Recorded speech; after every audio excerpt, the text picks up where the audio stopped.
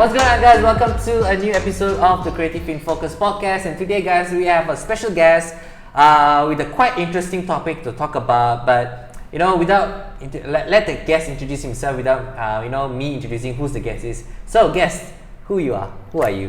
Okay, Bismillahirrahmanirrahim. My name is Farid bin Halimi. Okay. I am the founder of myhouseofsocks.com, which is an e-commerce marketplace where we only specialize in selling socks in Malaysia, Singapore, Indonesia, and also to other side of the country lah. Okay. So we have been doing this for about 4 years, if I'm not mistaken, and Alhamdulillah we still survive until today. Yeah. So if you guys are watching this from YouTube, right, we actually have like socks portrayed in front of the camera.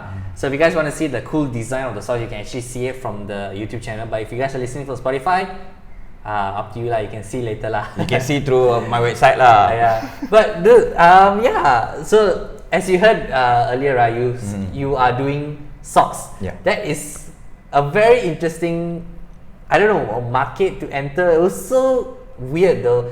Because initially, I saw your My House of Socks platform a long time ago, but I wasn't like too invested in it. But once I see more pictures coming out, more people wearing it, like the trend where customization came up and all the designer thing came out, right? And then I finally realized, hey, actually this is a trend people are looking for. Then I found you through LinkedIn. That's how we actually connected. And it was I need this person in my podcast to discuss how and why he actually decided to sell socks. So why actually you decided to sell socks, not doing other things? Okay, why I decided to sell socks? Wow, this question is a bit tricky. Okay. It's a bit tricky. Okay, the idea is actually coming from my ex-girlfriend. The original idea of selling socks basically coming from my ex-girlfriend. Before you move on, right? Does she still holds any stocks of value in the company? No. Okay. I already paid compensation for her. But the original idea actually coming from her. So because she know that I like to collect the socks. I am a socks collector. I like to wear funky and colorful socks. I like to wear designer socks. So she know I like socks. Okay. So she said to me, why not you start selling socks here, since you always ask me to buy socks from overseas. And then when was this though? When was this?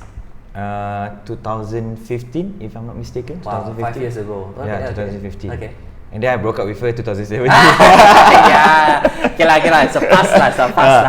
But she gave me the idea of selling socks. And then when I do the market research, at that time nobody is selling socks through e-commerce. Okay.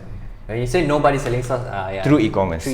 So I wanted to take this opportunity selling socks through e-commerce. I don't want to be like the typical. Sorry, could you come forward to the camera? Oh, sorry. Yeah. I don't want to be the typical local entrepreneur who wants to be the founder of IG shop, Instagram shop. No, I don't want to be that. Okay. I want to be more than that, which is I want to be the e-commerce player. So that's why I decided, when I want to start my socks business, I want to start with a website, with a proper website, with a proper the system lah, like buying, adding to the cart, everything. Add it to the cart, and then you can pay online. You don't need to WhatsApp my team 2-3 a.m. in the morning, because I also do the research before this. Before we launched our website, we do our sales through WhatsApp, and then some of our customers, they like to contact my staff 2-3 a.m. in the morning. Like auto reply lah, all the system. So how long do you take to like learn all this stuff? Because to be fair, right, it's okay. We are in a different field. We know these things are learnable. It just takes some time, right? But most people, why most people fail because they don't want to take the effort to learn new stuff, new skills. So how long do you take personally to learn all this? Or do you, like how most entrepreneurs out there are, allocate the work to other people and train them? Okay, for me, I would like to learn first before I ask someone to do this for me. Before this, I am a photographer, so I shoot. So I shoot. In early days, I shoot all the models by myself, and then I'll do the editing by myself. Okay. And then until one moment, I realized, I need to give to someone else who better than me and then at the same time I can create a jobs opportunity for them. Okay, why not you? Yeah, do that's how you leverage on other people. That's how business are made. Yeah, and then at the same time for the website, I learned by myself. I learned through my friends from the digital agency. I learned from them. How to do the website, and then they teach me. How to do the FB ads, IG ads, then they teach me. So I take this small knowledge and then I compile, and it becomes a big knowledge for me lah. So and then at the same time I also learn from books, you know, articles from internet, free stuff. It's just like that. Yeah, it's like the information is out there, and like most people don't like. You just need to come out and find that answer, because if you have the question, if you're curious about something, the answer is on internet. Yep, that's true. You can Google. Yeah. So coming back to the question, right? When you started selling socks, right? Was the initial idea was to, because if you guys are watching this from YouTube, right, or maybe I can link this in the description on Spotify of your website, is that you have multiple designs of like the Malaysian treats, all the classic Malaysian stuff. Was this part of your initial idea, or was it an idea that came up after 2 or 3 years? Okay. What was the idea first? My initial idea is just that I want to bring socks industry actually famous from South Korea. Yeah. And then when I went there, I saw, wow, so many design. I like this design, like this design, design. But then when I come back to Malaysia, I realized that nobody doing the Malaysian style design, the Malaysian patterns, the Malaysian arts, the Malaysian motif. You know, we have so many foods, we have so many culture, we have so many types of building here. So many like arts, you know, Malaysian are fully multicultural arts. Like I don't see a lot of people taking advantage of this. And then I said to myself, I am a proud Malaysian, so I wanted to promote my country using socks. Okay. And we are not selling socks basically. Yeah. We are selling the value or the story behind the socks. Wow. So let's say I take this one Tora. Okay. Tora is basically chocolate. You know chocolate. You can show that to the camera. Okay. Tora is a chocolate, and then I love this brand since I was a kid. Since I was small. If you guys grew up from the 90s, right? 90s. Definitely no, but the people, I mean the kids nowadays watching, I don't think this. Even is it still? Yeah, Tora still exists, but in another brand lah. In another brand, not Tora. So the idea of doing the Malaysian design after I come back from Korea, and then after I do the business for about 1 year, and then I said to myself, okay, no, I want my new direction will be Malaysian culture, Malaysian arts, and we want to promote this to the Western market. That is my goal lah. I want to promote the Malaysian arts or Southeast Asia arts to the Western country, to the Western market. So that's the answer for your question. Okay. So initially, was it very hard? Okay, since you say you want to take the Malaysian story to the Western people, but was it very hard for you to break through Malaysian market? Because from my experience and from most of my friends' experience, right, we Malaysian people are very kiap-sap. In Chinese, I mean in English words, it's very hard to penetrate. They don't like to try new stuff. They like to try the stuff they are more comfortable with. So was it very hard for you to break through all this design in the Malaysian market? This design in the Malaysian market? Yeah. Okay. For me in Malaysian market, yes. I would say yes. Okay. Why is that? Why? Because of our buying power. Oh, okay. Buying power, the number one is buying power lah, obviously. Second, Malaysia is a hot country. Yes.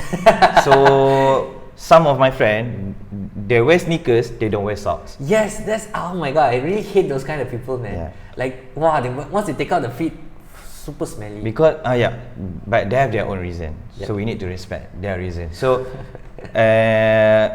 I also don't like those people who wear sneakers and then they don't wear socks, because you know lah, after they buka kasut, smelly lah. So busuk. So itu challenge dia. Buying power rendah and then Malaysia panas.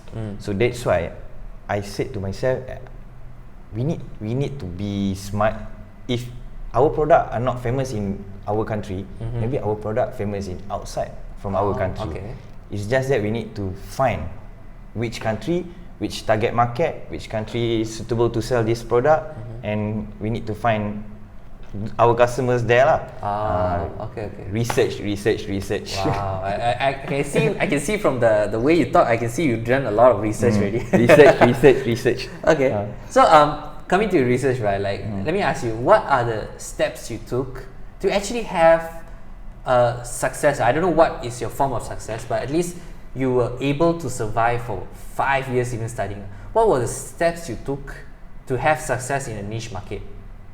Success in niche market. Yeah. Can you elaborate more? Okay, niche market means how did you actually manage to sell stocks and keep managing to sell stocks? What were the steps taken? Okay. At first, I just start selling online using my Instagram page. Okay. Just start selling online, just start doing ads, blast everywhere. And then when I start doing ads, people start realize, oh, someone selling socks in Malaysia. Okay. So they go to my website, they buy, and then our customer service, I told to my staff, make sure our customer service stay top. When they WhatsApp us, they email us, make sure you reply. Always keep the customer Always happy. keep the customer happy. Because our industry is really small. All those socks enthusiasts in Malaysia tak ramai. We are small community. Yeah, that's true. So when we are small community, we need to engage with every single one in our community who like socks, who like to wear funky and colourful socks. So we just make sure our existing customer become our long time customer. So we can survive because of this existing customer. They keep buying from us because they know our service, they know our brand. Yeah, and they like the stuff as well. They like the stuff that we sell, and they keep supporting us. So becoming a customer to a loyal fan lah. Yeah, loyal fans. Yep.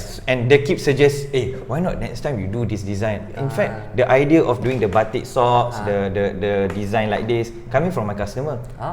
They say, hey, why not you do this. I can do the design for you. I can do the design for you. So the one thing I take is that you actually listen to your clients' opinions lah. Okay, that's because there are number one is my staff lah, is my key asset. Number two is my customer. Yep. Because they spend their money, buy socks from me, and then their opinions are really matters to me. So that I know lah what to improvise in the future, maybe in terms of packaging, maybe in terms of socks material, maybe in terms of the design. So my customer feedbacks are really important lah for me. Okay. So a quick recap lah for those who are if they are lost halfway through listening. How you find success in the niche market is because first you did a lot of freaking research. Make sure that there's a demand. There's a demand for it. Second, that you actually listen to your clients lah. Wow. Okay. So for those of you who are actually listening, right, there is a possibilities that you can actually find success in any niche market. You just have to do your a lot of research, and I think I don't think this is your first. You never even have you come through any failures or not along the way? Oh. So we will dive into it, but yes or no? Yes. Yeah. So people expect failure because sometimes if you don't fail at anything, you won't learn because failure is a very valuable lesson. So Farid, what are the failures that you came across? Don't talk about a lot lah, just like the top two. Okay, top two. I think the top two is the first one is bad decision making. Okay, example. When I decided to invest some money to do new product, which is waterproof socks. I do the R&D. Okay. And then I went to the China. Is there a thing called waterproof socks? Yeah. Oh, okay. Oh, you never know? I didn't know there was a waterproof socks. Basically, the waterproof sock is coming from my idea lah. Okay. I wanted to do waterproof sock because I like to go hiking. I like to go to the river, mountain area. And then when you wear like the typical cotton socks, dia akan basah. So when you wear waterproof socks, your feet completely dry lah. Dia takkan basah, air pun takkan masuk. Basically like a boot lah. Macam boot, but it's a socks. So and waterproof. The idea is really good. Yeah. But that investment are not giving me any returns in Malaysia because I want to sell in Malaysia, but the cost of doing those socks really quite expensive. It's quite expensive. Oh. And when you sell expensive socks in Malaysia, you know lah, nobody want to buy these socks. Oh. So that was my bad decision. But are you still selling it though? I still selling it, but I try to sell it in overseas, which is through my through my partner in Slovakia and German. It's kind of weird though, because Malaysian is like a wet country, right? A lot of people will be like climbing mountains, this and that. Because I personally, I'm a scout last time. I remember like climbing to the mountains, like during waterfall, right? My shoes will always get wet one. So when climbing up, coming down without shoe. So that's like it's a good idea lah, but it's just maybe because of lack of marketing. Yeah, I think maybe so. lack of marketing, because I spent let's say like at that time I have around 30,000, and then I invest a lot on the socks only. So I don't. So there wasn't money to the allocation for the marketing is just around 5,000. So 5,000 is not really enough lah to blast to whole country about my house also is selling waterproof socks. Yeah. So that was I consider that is a bad decision making, but it's an experience for me. At least I've come up with something really a new idea. Yep. Waterproof socks. Yeah, you haven't. Yeah, this is the first time I'm hearing this waterproof sock. I mean, when you say about it, actually it can solve a lot of problems. Yeah. For the right people lah. For the right people. Yeah, it's just you need to. I can say like allocate proper money for marketing. The idea of doing the waterproof socks coming from my friend, because we go hiking and then we go to the water rafting and all those things. Suddenly kasut basah, stokin basah, apa semua, dah jalan kena tak pakai kasut. So bila I buat that thing and then I pakai, I pergi water rafting apa semua, okay, semua okay. Oh, you actually have a prototype lah. I have a prototype.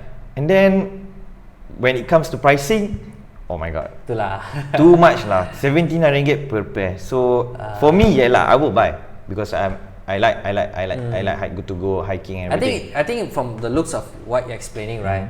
I think it's a good product. I think it's just you haven't allocated enough money for If let's say coming from a marketeer point of view, right? If the product is nice, but it's suitable for only for few people.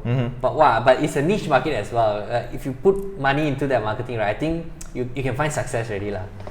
Okay, when I want to do this waterproof socks, in my mind, I said, okay, I will need to approach any government agency like police, like the police marine. They should wear my socks. Yeah, right. But I don't know anyone in the government. That's the thing. That's the thing. Nobody knows anything. That's why.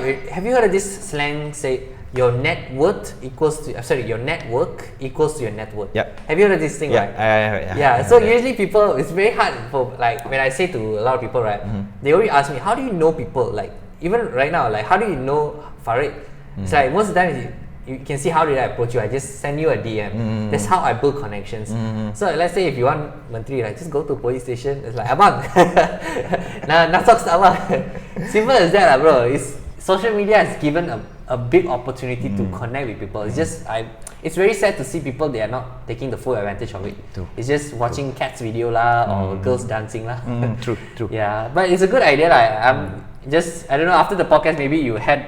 Actually, I already approached a few high rank police. They like my idea. And everything. But you know lah, I'm not really close to them. So it's a bit difficult to convince them to buy my socks because I only sell socks. I'm not selling guns. They prefer. If you're selling guns, I don't think we'll be talking here. We'll be talking in the prison. Yeah, maybe we're talking about the AK. Yeah, it's like okay. So the priority from this police officer, he told me the priority is not this thing lah. Maybe in the future we can. The demand is not there yet lah. Okay. Maybe you can just build the connection first. Probably it can lead up to another like fire department, I guess. Fire departments or maybe army. Yeah, or you make like a fireproof socks. So like, oh shit. We can try. We can try. Okay, that's cool, man. That's cool. So this one out of curiosity, right? Because due to this podcast, I did some research on House of Socks, right? Okay. I've seen that you collaborated with some of the artists, like local artists, like skateboarders, and as well as some photographers, right? So what was that intention about? What was the point of the collaboration? Okay, the point of the collaboration. I like to collaborate with photographers. Why is that? Why? Because photographers, they have the special eyes. You know, the Yeah, photographer eyes is really special Yep. compared to other people standard normal people lah. normal Yeah, people yeah. eyes. They see things in others' perspective, which is we cannot see from what they see. So I collaborate with them because I would like them to create the content for me. So when they create the content for me, their content are really good. Yep. So when their content are really good, since I'm also a digital marketer, so I know lah how to blast this, how Yeah, to you blast can use that. their content. I can use their content, and some of these the photographer that I have collaborate with, now they are part of my team. Part of my small family team lah in my house of socks. Like the content creators lah. They are my content creators. So I would like to make these people. They are not really famous, but I know they have talent. So I have a bunch of followers in my Instagram. Okay, why not you do this type of content for me first, and then See I how will it goes see, lah. and then let's see how it goes. So if your content really buka my eyes, okay, you join my team. Be the That's the content thing creator. about the thing, you know. Now because social media, right? Everybody is like too clouded about how many followers you have, but then they don't see the talent behind it. Yeah. Like you see most famous Instagrammers lah. Most of the time the pictures are quite well, or like maybe it's normal lah, but then the ideas that come for people who don't want to put themselves out, because I know a lot of Instagrammers, photographers, right? They don't like to show their face for some reason lah. They say they're shy lah, but their work are so well done compared to like for example, like a very famous photographers lah. It's just, I don't know, it's a marketing point of view lah. But how did you actually find all these people? Do they come to you, or you go find them? At first, I go to them. Okay. How do you determine who you want to work with? I look at their portfolio. First, I look at their social media page, whether their photos meet my requirements or not. And then I sit down with them, I discuss with them my ideas and everything, and they like my idea. So suddenly they say, "Hey, I would like to be part of your team." Okay. So that's how lah. That's how it started lah. Okay, cool. So do you have like any other like your favorite people that you want to collaborate with in the future lah? Obviously, we have so many favorite. Okay lah. So let's say So many the favourite top lah. two lah. The top. But, okay, probably if let's say they're listening to the podcast, maybe they even contact you. The top two designer. Designer lah. Designer lah. Maybe I would like to collaborate with Dark Scarf. Okay. Because Dark Scarf is number one in Malaysia. Okay. In terms of branding lah. Second, I would like to collaborate with siapa tu? Lupa nama. But actually, I would like to I prefer to collaborate. I prefer to work with someone designer who are not really famous. But they want to portray their. But they have talents, they have skill, they have their own identity. Okay. And it's just that they don't know how to market their design. So since I'm doing socks, I know how to do the design and everything. Okay. So I told them, why not I buy your design, I buy your outright design, and then I do in terms of socks. You can take lah a few pairs for you to sell by yourself, and then I sell by myself as well. So win-win lah. Yeah, At the same time, I think designer you akan should naik. try. Have you seen the new what's the bubble tea shop called? The Tiger bubble tea. Okay. Something lah, like because recently because I came from an animation background, so I have some designer friends as well. So recently, one of my designer friends entered this competition held by this Pearl milk tea. I forgot what's the name, but it's like the Alley. Okay. Yeah, the Alley. So they have this contest where designer can design their cup. You know that cup thing. So they it's a contest. Maybe you can try that. Maybe you can run a contest like, hey, do you want to be the next designer? Like design your stuff, and then probably you can at least get some ideas from there. Yeah, but it's a good idea, like It's a good idea. That's a good idea. Designers or illustrator, right? Designer, illustrator will listen to this podcast, right? If you guys really want to showcase your work, if you don't know where the hell you want to start, I mean, you can just contact Farid. I will put his links. Where do you think they can approach you like easily? Maybe Instagram or maybe LinkedIn. What's your Instagram handle? Farid Halimi. Okay, you can approach him, Farid Halimi. Don't worry, I will put in the link description. Okay, you don't need to kanchong so much. But yeah, you can find him. I'm really fascinated about people who are actually willing to open to collaboration with other creative, because as you know, Malaysian creative market is very small, and not a lot of people will appreciate the art. I have no reason why. Yep. I don't know why, because maybe the government support is not there, like people, you know, like during the SPM stage, right? When you go to arts and then you go to science, arts are the stupid people, and then science are the smart people. True. But yeah, it's I think how you are raised. It's our mindset lah. Yeah. I was an engineering grade. Before this, I was an engineering student from UTP. Oh. And then I quit because I don't like engineering studies.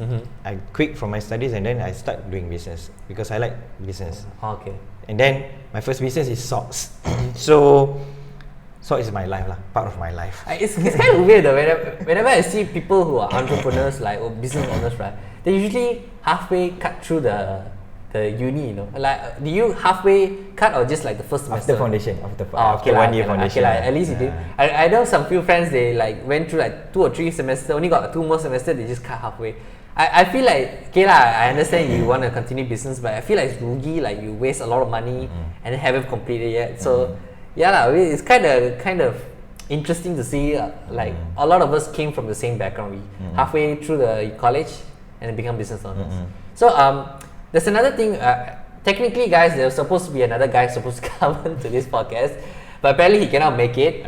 But we wanted to cover that new project that Farid and his partners doing lah. So a little bit out of time, but we can go through a short brief of what this new venture you're going with. Okay, so my new venture, my new venture business is about selling socks. The brand name is Kaus. Okay. So we have 3 partners, which is me, and then Ariel Chu, and another one is Abang Rima. Okay. So 3 of us is Abang Rima is actually socks manufacturing owner.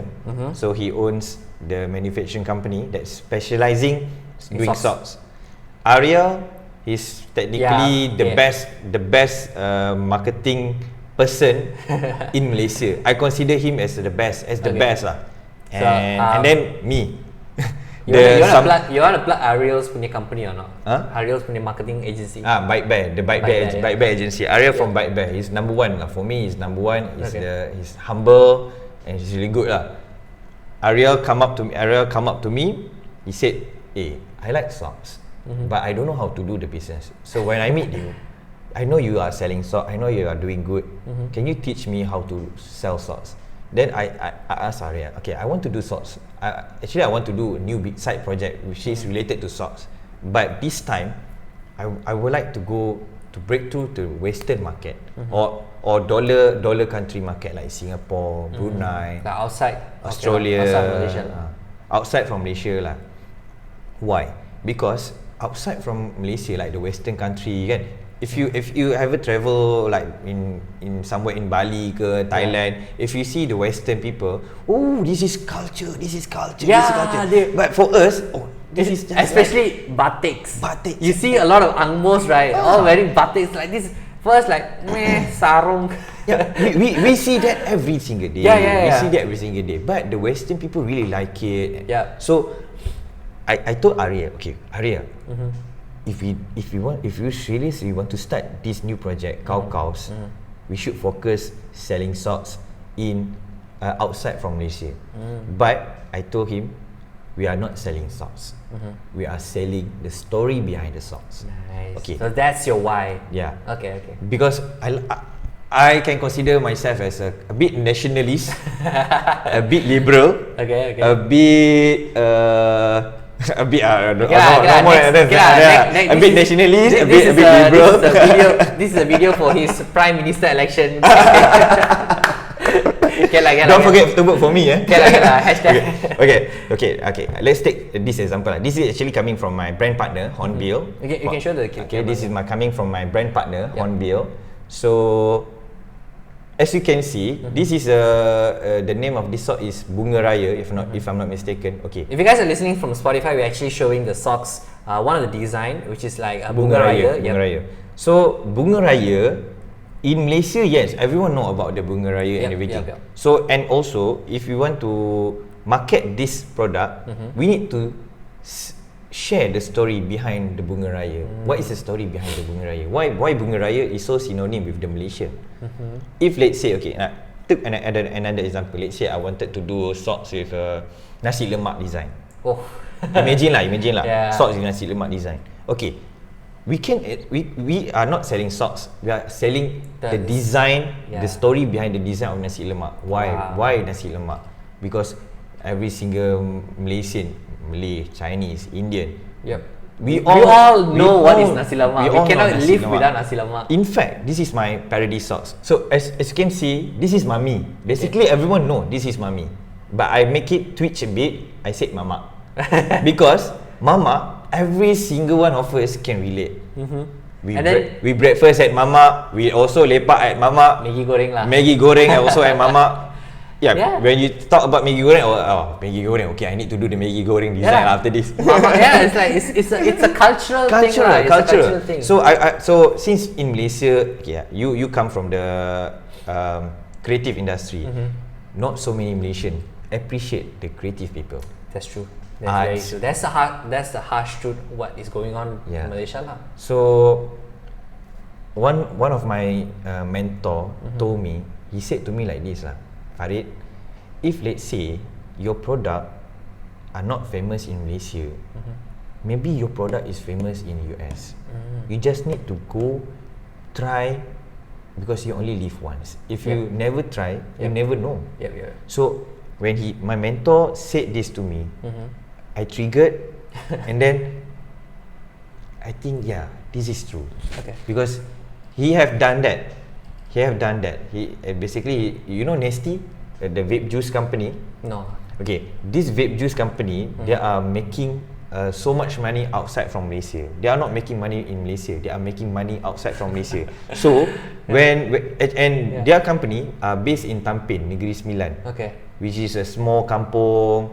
So this his name is Pak Din. So Pak Din cakap, kalau produk kita ni tak berjaya dekat Malaysia, mungkin produk kita ni akan berjaya dekat luar. Kau kena pergi cari saja. You just need to go out and find, and make sure you have a strong team, a solid team, who have the same vision, same mindset. Inshallah, he told me, inshallah you can be success in the next 5 years. But don't you think it's kind of like very sad that Malaysian people don't support their own, like the own company in Malaysia, but people from outside support Malaysia? Don't you think it's kind of sad? Why do you think it's happening like that?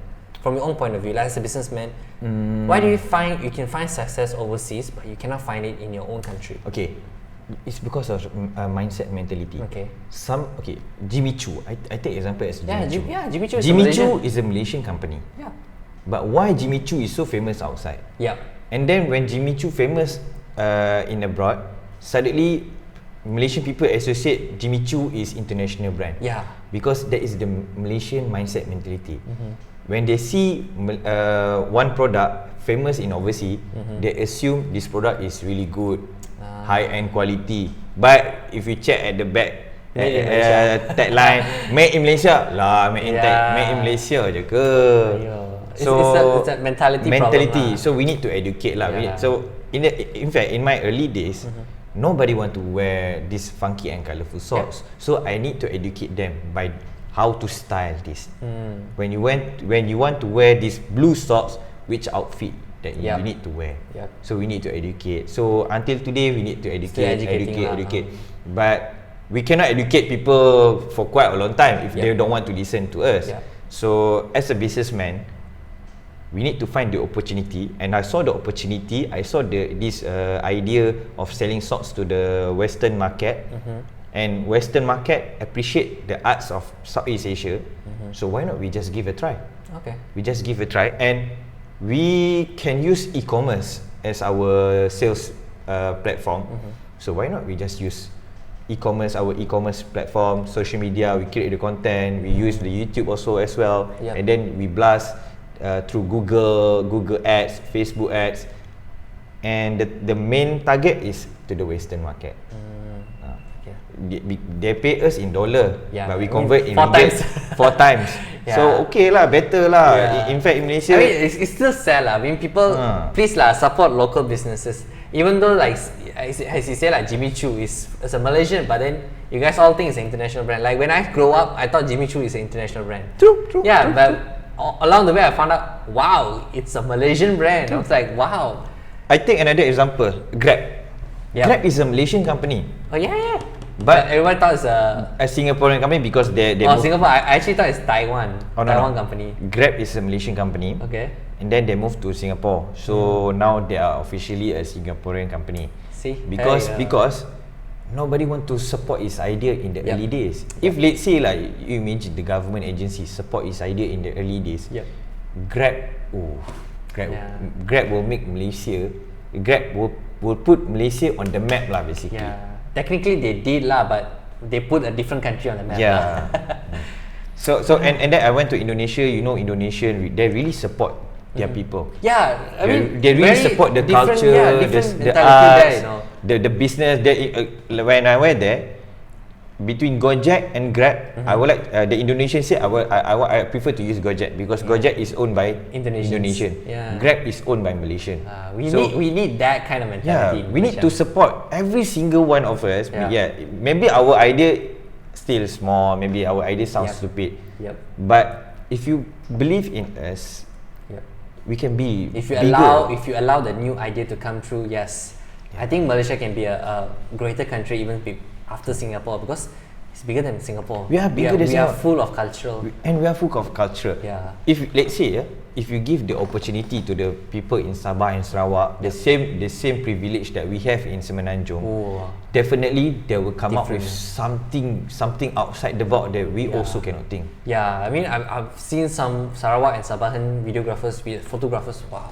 They're visionaries, man.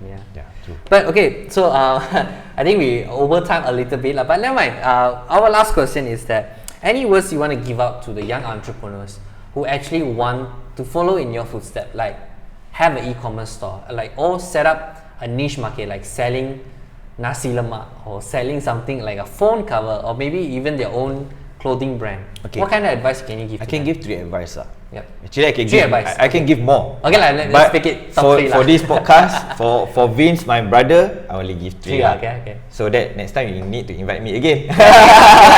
That's the trick, okay? That's the trick, okay? Business guy lah. Business guy lah, okay lah. You know lah. Okay. The first one is if you have a great idea, start executing your idea as soon as possible. Your idea might sound stupid, and I would like to share some story a bit. You know, when I want to start my business in the early days, I meet my father. I pitch him my idea. My father is a senior project manager for Petronas and for Sudan state government. So he's really a corporate person punya orang lah. So when I proposed him this idea, he said to me, "Do you think you can be a millionaire by selling socks?" Family support. My family support is gone. He said to me like that. Do you think you can be a millionaire by selling socks? Socks is for me sounds so stupid. That is my father. Yep. And then my best friend told me like this. I will keep supporting you after you success. That is my best friend. Wait. He will support you until you reach your success. Until I reach my success. Okay. So we cannot define success is what. Okay. So these two, and then others, my other family, my other friends. But these two triggered me. So these two give me motivation. You know, Jeff Bezos have the idea of Amazon. In the early days, people said this idea is stupid. Yeah. In fact, Mark Zuckerberg, he has a really great idea. Most of his best friends said this idea is stupid. Yep. But why suddenly after 20 years, Facebook, Amazon become a multi-billion country? Yeah, a corporation. A multi-billion corporation. Yeah. Because of this stupid idea. If you believe, and for me, for any young entrepreneurs, if you believe your idea is really good enough, strong enough, forget about what other people say. You know, believe in yourself. Believe in yourself. Because yourself. You are saying, let's say lah. Okay, I wanted to sell socks. I know socks are gonna be the socks. I can sell socks. Socks is something essential product. Maybe not in Malaysia, but in overseas. And with the socks, I would like to promote my country using the socks because that's my specialty. So this idea might sound stupid, But I see this as opportunity for me to grow, as opportunity for me to make new friends, make new connections by doing stocks. And I would like people to associate me with stocks lah. So basically like that. So to any young entrepreneurs, your idea maybe you can pitch to anyone, and some people will say your idea sounds stupid. But just forget about that. Just forget about that. If you believe in yourself, your idea will be great enough, and you can be success in the future. You just need to believe in yourself, put passion and believe in yourself. That is number one. Alright, so let's go to number two. That was a very deep number one, man. Okay, I get you. I feel the passion in it. Second for me, be disciplined. Be disciplined. Be disciplined and trustworthy and honesty. Three things. Why? Be disciplined. Okay, in terms of business wise, when early days you need to invest a lot in marketing. Some people when they do the marketing, when they don't get the ROI, they feel depressed or tak dapat sale. I buat iklan tak jadi apa semua. It's okay. It's a part of learning process. Yes. Experience is the best knowledge lah for me. So kalau katakanlah you tak invest dekat marketing, nobody gonna know your product. That's true. Even though your products marketing is super important. And this about the marketing things, I learned from Tony Fernandez, Tan Sri Tony Fernandez. I asked him, Mr. Tan Sri Tony, what can you give me a tips about doing the business? He said to me 3 times. He repeat to me 3 times. Invest in marketing. I would love to have Tony Fernandez in this show, man. Like one day. If the network goes there, I would love to have him in this podcast. Tony Fernandez said to me, invest in marketing. I asked him, why? Because if you have a great product but nobody knows your product, then how you want to market your product? How you want to make money? That's very because true. Nobody knows your great product because you don't invest in marketing. So that is number 2. Invest, be disciplined, trustworthy and honesty, and make sure when you want to start the business, be disciplined on doing the marketing consistently. Jangan hari ni you buat, esok you tak buat, lusa you buat. Make sure you buat every single day. Try new idea, try come up with something new, and then just go for it. What about the last one? The last one, failure is a part of winning process. Nice. This is my motto lah. This is my motto lah, because I have failed so many times. Always be prepared for failing lah. Failure is part of winning process. Failure for me is the best experience and knowledge that I can have. Because if I always stay in my comfort zone, I cannot get any new input. I cannot get any new idea. I am someone who like to try first. If I fail, okay, I know where to avoid next time. Some people, they like to think. Okay, I need to think. Make a really deep research on this. I also just to make sure they don't fail. I also did the research, but when I did the research, I start execute at the same time. So it's a great quote from Gary Vee. If you know Gary Vee, right? I know. He says that planning is all simple. Execution is the most important part. So I mean, I get what you mean lah. Like prepare for failure. So most of my friends, I ask them, okay, what's the problem with you? You have budget, you have capital. Why not you start your business? I need to think this. When you keep thinking, it will leads to overthinking. And then someone else will take the idea. And then someone else will take the idea. Then you rugi, you nangis. So that's why, for me, when I partner with Ariel, with my partner, Abang Lima, I told them, okay, we cannot think too much. Yes, we need to think, but we cannot think too much. We need to start execute so that we know lah mana yang perlu improvise, mana yang perlu kata kita teruskan. Kita kena see lah which one works, which one doesn't work. So paling penting, kalau you nak buat business, you langgar je dulu dinding tu. Kalau anyone lah yang dekat luar sana, kalau tanya I nak macam mana buat business, Start buat je. Yeah. So in terms of English, right? Because we have some United States listeners. Okay. So what he's saying is, when you have an idea, just do it. Just do it. Just follow the Nike. Just do it. Just do it. Just do it. Alright. So dude, that was super inspiration. I didn't know. Okay, technically, if you are watching this from YouTube, right? He actually prepared like a freaking script, which is the first time I see one of my guests are preparing scripts. But never mind, this is how disciplined he is. I mean, you can see from the way how he prepares for a certain podcast interview, lah. But yeah, I mean, if you want to check out his socks, you can check out in myhouse.com, right? myhouseofsocks.com. Yeah, myhouseofsocks.com. I'll put all the link in the description. So if you guys want to support local businesses and also get like all cool designs from Malaysian, especially the one from this the Mama and the Tora. 90s kid will 90s remember. kid, We will remember it's a plus lah. In fact, this mamak, every single one of us lepak at mamak, right? Yeah. So and then every single one of us also eat mami, right? So we combine both idea. Mami was so long, man. So long time ago. Yeah. I would like to collaborate with them, but still in our early days. Chill. I follow the Supreme punya style. Supreme buat yang LV, Gucci yang officially dulu tu. And then tiba-tiba after 20 years they collaborate. So maybe in the next 5 years I collaborate with Milo ke, Mami ke.